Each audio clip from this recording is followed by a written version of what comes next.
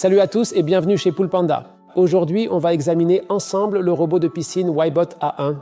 On va voir ce que l'appareil peut faire en général, ses limites, où il faut l'utiliser et aussi où il ne faut pas l'utiliser. D'une manière générale, cet appareil ne se situe pas dans l'entrée de gamme, mais un peu au-dessus. En règle générale, vous payerez 200 € ou plus si vous voulez en acquérir un. Il ne joue pas dans la catégorie des 100 à 150 €, mais bien au-dessus. La question est, y a-t-il une valeur ajoutée et si oui, est-elle vraiment pertinente? Et pour répondre tout de suite, à mon avis, absolument. Sa pompe d'aspiration débite environ 8,1 m3 par heure et c'est bien plus que ce que proposent la plupart des modèles bon marché qui se situent souvent entre 4 et 6 m3. Ensuite, la puissance d'aspiration brute, c'est bien, mais la question est de savoir avec quelle efficacité elle est réellement exploitée. Et ici, vous le voyez, il n'est pas, disons, très éloigné de la surface. Cela signifie que la distance par rapport au fond du bassin est très faible. Donc ces 8,1 m3 par heure sont très efficaces car il est tout près du sol. C'est un peu comme si vous aviez un aspirateur classique. Si vous le tenez très près du sol, il aspire très bien. Et avec chaque millimètre, pour ainsi dire, de distance en plus, la puissance d'aspiration diminue. Et c'est un point très positif sur cet appareil. Vous pouvez le voir ici, on l'a d'abord testé dans une piscine Bestway de 549 par 274. Et on doit dire que ça va, on est satisfait des résultats, ça a été assez rapide.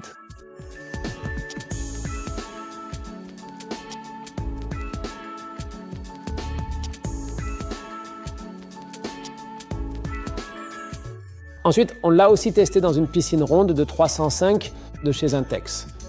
Et là aussi, on a été plutôt satisfait. Et voilà le point clé concernant ses caractéristiques. Tout ça avec une seule charge, sans problème. Ça veut dire qu'en temps normal, il tourne environ 2 heures, voire un peu plus de 2 heures d'affilée. Pour nous, c'était même un petit peu plus de 2 heures. Et avec ça, vous pouvez vraiment couvrir de la surface. Le fabricant Wybot annonce environ 80 à 100 m². On le déconseille formellement. C'est trop. Mais si vous vous limitez à 30 m² maximum, alors je dirais qu'un tel appareil vous sera vraiment très utile. Bon, maintenant, il faut aussi définir ce qu'on entend par « utile ».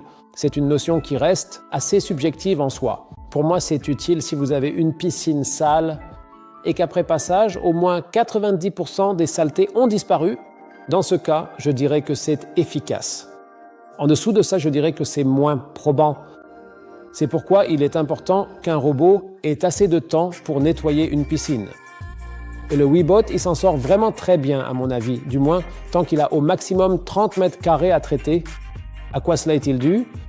Il possède généralement une navigation aléatoire, c'est-à-dire qu'il passera plus souvent à certains endroits et moins souvent à d'autres. Et pour qu'il ait mathématiquement parcouru chaque zone, vous devriez lui laisser environ ces 2 heures, ainsi vous serez tranquille s'il y a 30 m². Alors, la probabilité est de nouveau très élevée que 90% de la saleté ait disparu.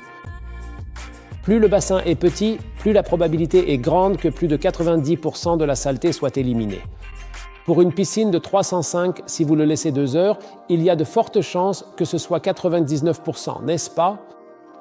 D'un autre côté, si vous dépassez largement les 30 m², par exemple avec un bassin de 50 m², alors les 2 heures ne suffiraient théoriquement pas pour garantir l'élimination de 90% de la saleté.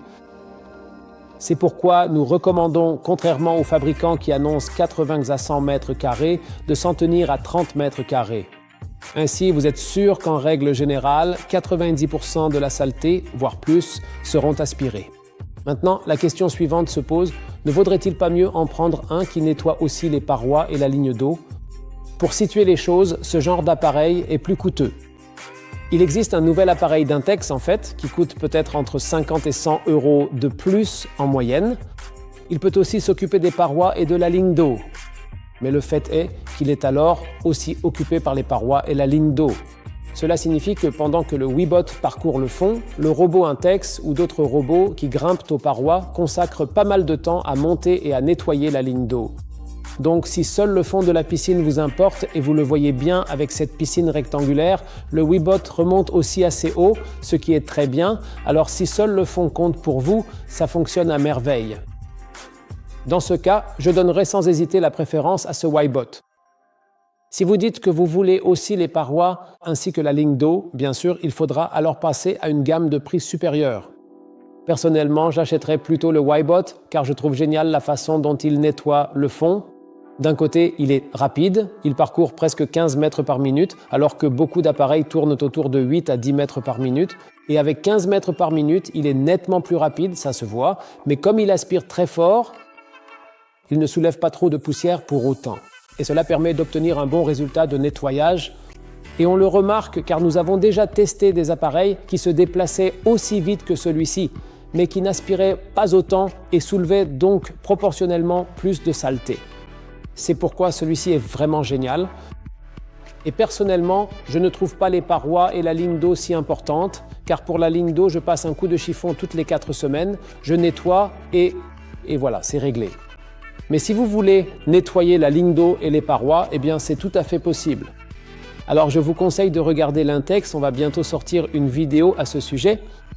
Je vous mettrai le lien juste ici dès qu'elle sera en ligne. Sinon, il faut noter que non seulement la puissance d'aspiration est excellente, mais l'autonomie d'environ 2 heures l'est aussi.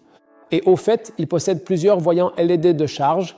Ça veut dire qu'on ne voit pas juste si c'est chargé ou non, mais aussi s'il reste la moitié ou un quart de batterie. Beaucoup de robots de piscine n'ont pas ça. C'est aussi très bien qu'il ait, en plus du filet filtrant classique, une éponge fine à l'intérieur. Cela signifie que les particules très fines qui traverseraient normalement le filet sont retenues par l'éponge. Du coup, en pratique, il n'est plus indispensable d'ajouter des balles filtrantes comme je le recommandais souvent. On peut toujours le faire. Faites juste attention au placement pour ne pas boucher les entrées d'eau, bien sûr. Mais en principe, il n'a plus besoin de balles filtrantes dès la sortie d'usine. C'est vraiment une excellente caractéristique de cet appareil. Et ce qui mérite aussi d'être mentionné, c'est qu'il a 2 moteurs, un moteur pour l'avant et un moteur pour l'arrière. Les 2 aspirent et assurent le mouvement en même temps. Et quand il arrive au bord, les 2 moteurs travaillent ensemble pour aspirer. C'est pour ça qu'on obtient un si bon résultat sur les bords des piscines rondes. Parce qu'on a testé beaucoup de robots de piscine. Lors de nos tests internes, on n'en a pas fait de vidéo car pourquoi vous montrer quelque chose qui ne marche pas? Mais cela laissait énormément de saleté sur les bords des piscines rondes. Celui-ci règle le problème grâce à ses 2 moteurs. Quand il sent la paroi, il s'arrête et aspire un coup avec les 2. Et ensuite, il reprend sa route normalement. D'ailleurs, on a aussi un test de ce robot sur notre site Poolpanda avec plus de détails et de conseils pratiques. Alors n'hésitez surtout pas à aller faire un tour sur notre site web. Allez consulter ce test pour avoir plus d'infos. On y va vraiment beaucoup plus en profondeur. Et nos guides conseils que vous y trouverez valent aussi de l'or. C'est très utile en cas de problème ou pour être plus efficace. Voilà pour le petit conseil, on continue.